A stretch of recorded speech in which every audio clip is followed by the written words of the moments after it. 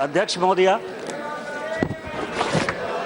माननीय मोदी जी की सरकार ने नड्डा जी के साथ एक बड़ा ही ऐतिहासिक बिल आज लाया है। और जिस तरह से भर्तृहरि महताब साहब कह रहे थे कि 2 घंटे का समय इसमें अलॉट हुआ था और कांग्रेस के मित्र यदि साथ देते तो आज इसके ऊपर बड़ी चर्चा हो सकती थी।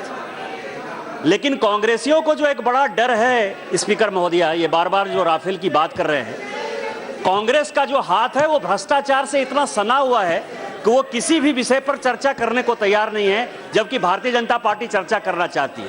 1948 से जीप घोटाला से ये बात शुरू हुआ है, चाहे मुद्रा कांड हो, चाहे बोफोर्स कांड हो। और ये जिस जेपीसी की बात कर रहे हैं स्पीकर महोदया, जेपीसी, मैं आपको बताऊं कि बोफोर्स में जेपीसी हुआ, लेकिन ये प्रूव हो गया कि राजीव गांधी ने चोरी की थी।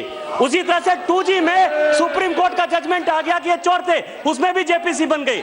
मेरा ये कहना है कि कोई भी चीज डिबेट में होना चाहिए, और यदि डिबेट के लिए तैयार हैं तो भारतीय जनता पार्टी तैयार है। जहां तक सवाल है इस बिल का,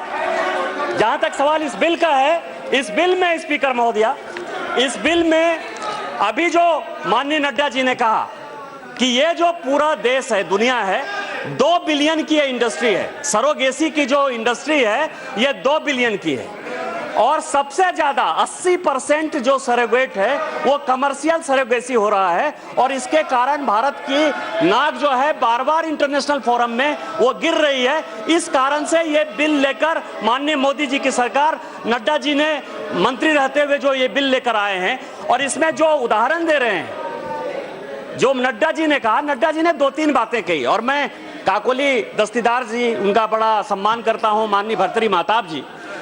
नड्डा जी ने कहा कि भारतीय जो सभ्यता है और संस्कृति है, उसके आधार पर जो चीजें हो सकती है, उसके आधार पर यह भारत सरकार बिल लेकर आई। यदि स्टैंडिंग कमेटी ने कोई बात कह दी, आप यह बताएं कि लिव इन रिलेशनशिप में कौन किसके साथ रह रहा है, वो कहीं रजिस्टर्ड तो नहीं है, कोई किसी के साथ रह सकता है। यदि आप उसको सरोगेसी की तरफ ले जाएंगे, यदि आप इसके साथ इंक्लूड करेंगे, तो आप कमर्शियल के लिए एक्सप्लॉयटेशन करेंगे कि नहीं करेंगे, जो एक बहुत बड़ा रीजन इंटरनेशनल हुआ है। इवन 377 में सुप्रीम कोर्ट का जो जजमेंट आया, उस जजमेंट ने कहा कि अभी हम शादी तक नहीं जा रहे हैं। एक यहाँ डिबेट आया कि यदि शादी कर ले 2 कपल जो है, एडल्ट कपल जो है, वो सरोगेट हो सकते हैं। तो हम जो है भारतीय सभ्यता और संस्कृति में जो चीजें हो सकती हैं, उसके आधार पर हम ये बिल लेकर आए हैं। और जिस तरह से आपने 2008 के कोर्ट किया, सुप्रीम कोर्ट के जजमेंट का, सुप्रीम कोर्ट के जजमेंट में आप समझिए कि कितनी बड़ी समस्या है कि सरोगेट जो है बच्चा, वो जापान चला गया, लेकिन जापान का जो कानून है वो उसको नागरिकता देने को तैयार नहीं है। आप ये समझें कि माँ बाप उसके जापान के हैं, और जापान का जो कानून है वो ये कहता है कि हम उसको नागरिकता नहीं देंगे। इस तरह का जो सिचुएशन आएगा तो उसके लिए भारत सरकार क्या करेगी? उसी तरह से ऑस्ट्रेलिया का मैं आपको बताऊं कि ऑस्ट्रेलियन कपल यहाँ आए, और ऑस्ट्रेलियन कपल ने जो है 2 बच्चे पैदा हो गए। 2 बच्चे में एक बच्चा लेके वो चली गई, एक बच्चा यहीं रह गया। अब उसके साथ समस्या ये है कि उसका माँ कौन है, बाप कौन है, कौन उसको खिलाएगा, कौन इसको पिलाएगा। इस तरह की इतनी समस्याएं भारत में आ गई कि उसके कारण ये बिल लेकर आ गया। लेकिन मैं आपको बताऊं, फिर से कांग्रेस बार बार आवाज उठाती है। ये जो हमारी सरकार है वो महिलाओं के लिए चिंतित कितनी है, गांव, गरीब, पिछड़े, दलित, आदिवासी और महिलाओं के लिए। खासकर 2009 में आप सबों ने कोट किया कि 2009 में लॉ कमीशन का ये रिपोर्ट आ गया। 2009 5 अक्टूबर को ये बिल आया स्पीकर महोदया, और लॉ कमीशन ने अपना रिकमेंडेशन किया कि सरोगेसी के ऊपर जो है आप एक बिल लेकर आओ।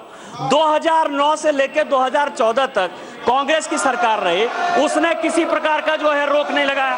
फाइनली 2015 में हम एक चीज लेकर आए जिसके कारण कि हम कुछ रोक पाए। मैं इस बिल के बारे में चर्चा करना चाहता हूं कि इस बिल ने क्या क्या किया। जैसे इनफर्टिलिटी के बारे में कहा, इनफर्टिलिटी के बारे में इंडियन सिटीजन होना चाहिए। यदि इंडियन सिटीजन यदि वो नहीं होगा तो हम एनआरआई की यदि बात करते हैं तो यहाँ कई एक केसेस ऐसे हैं कि लोग शादी करके चले गए, दूसरी शादी कर रहे हैं, चीजें हो रही हैं। तो इसलिए इंडियन सिटीजन, ये बिल हम भारत सरकार के लिए ला रहे हैं, इसलिए इंडियन सिटीजन की बात करें। दूसरा, 5 साल में डॉक्टर के ऊपर, क्योंकि यदि हम क्लिनिक की बात कर रहे हैं, केवल सरकार की बात नहीं कर रहे हैं, प्राइवेट क्लिनिक को भी हमें लाइसेंस देने की बात कर रहे हैं, तो 5 साल में तो ये चीजें तय हो जाती हैं कि बच्चा होगा कि नहीं बच्चा होगा। और यदि बच्चा नहीं होगा, और जिस तरह से आप समझिए कि समाज में आज भी जो प्रचलन है कि यदि बेटा नहीं है, बेटी नहीं है, बच्चे नहीं है, तो उन महिलाओं को जो है एक इज्जत चाहिए, सम्मान चाहिए, उनकी सुरक्षा चाहिए, उनकी संरक्षण चाहिए। तो इसके लिए हम उसको 5 साल का एक वक्त बहुत ज़्यादा होता है, उसमें तय हो जाता है कि ये कपल जो है पुरुष बच्चा पैदा करने लायक है या नहीं, या महिला बच्चा पैदा करने लायक है ही नहीं, इसलिए हमने उसको 5 साल का वक्त दिया।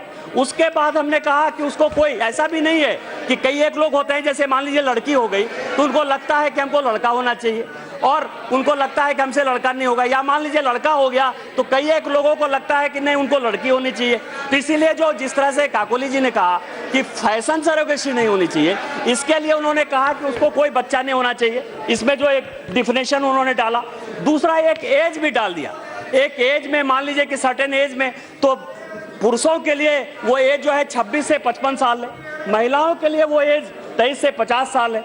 तो मैं ये कह रहा हूं कि इस सरकार ने समय समय पर क्या होना चाहिए इसके बारे में बहुत कुछ किया। इसके बाद मैं आपको बताऊं कि जो इसका क्लॉज 3 है कि ये कमेंसमेंट क्या होगा, क्लोज रिलेशनशिप के बारे में आप समझिए कि इसमें 2 चीजें हैं। क्लोज रिलेशनशिप के बारे में मैं मंत्री जी आपसे भी आग्रह करूंगा कि एक बड़ा एक क्वेश्चन है कि क्लोज रिलेशनशिप क्या होगा, क्योंकि जो आपका 1984 का जो एक्ट है उसका क्लोज रिलेशनशिप, मान लीजिए कि ट्रांसप्लांट कराना है किसी को, उसमें बेटे को, बेटी को, आप वाइफ को आप उस तरह से आप क्लोज रिलेटिव मानते हैं। उसी तरह से जो कंपनी बिल हमने पास किया है उसमें रिलेटिव का जो है वो एक अलग डिफिनेशन है, लेकिन ये जो चीजें हैं ये आपने फ्री रखा है। और मेरा आपसे आग्रह है कि ये चीजें कैसे ठीक होंगी क्लोज रिलेशनशिप का, जब आप जवाब देंगे तो इसका यदि आप जवाब देंगे तो अच्छा होगा।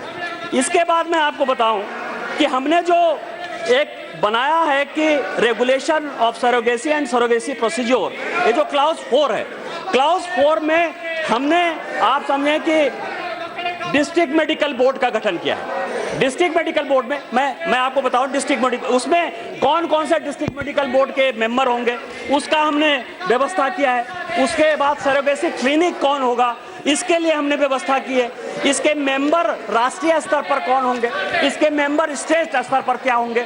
मेरा केवल इस सदन से आग्रह है, क्योंकि ये बहुत भाषण देने का समय नहीं है, मेरा केवल आग्रह है कि भारत सरकार ने बहुत सोच समझ के एक अच्छा बिल, ऐतिहासिक बिल लाए हैं। मोदी जी का जो विचार महिलाओं के प्रति है, मोदी जी का विचार जो गरीबों के प्रति है, मोदी जी का विचार जो बेटी बचाओ बेटी पढ़ाओ के प्रति है, मोदी जी का विचार जो सबका साथ सबका विकास के प्रति है, मोदी जी का विचार जो इस कांग्रेस के भ्रष्टाचार के खात्मे के लिए, उसके लिए सदन से आग्रह होगा कि इसको पास करा दे। इन्हीं शब्दों के साथ जय हिंद, जय भारत।